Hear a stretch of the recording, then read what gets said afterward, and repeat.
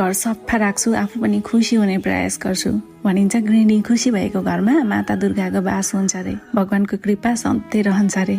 सोच्नु न, घर अस्तव्यस्त देखेर मन प्रसन्न नहुँदा यहाँले मन लगाएर काम गर्न पो सक्नुहुन्न थियो कि? हो, पैसाले वस्तु किन्न सकिन्छ, तर खुसी सकिन्न। आमा बुवा बच्चा पर पाहुना अनि हामीलाई के कतिखेर चाहिएको छ त्यसको म्यानेज त मैले गरेको छु नि।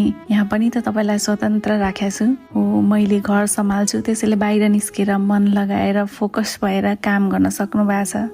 उहाँले पाएको प्रमोसनमा मेरो चाहिँ कन्ट्रिब्युसन भएन र? हो, यो मेरो कमाइ हो।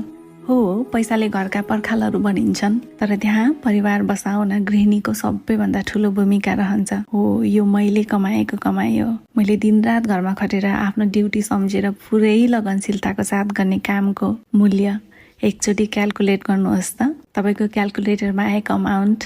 हो, यो मेरो कमाइ हो। सोच्नु न, बाहिर निस्केर पैसा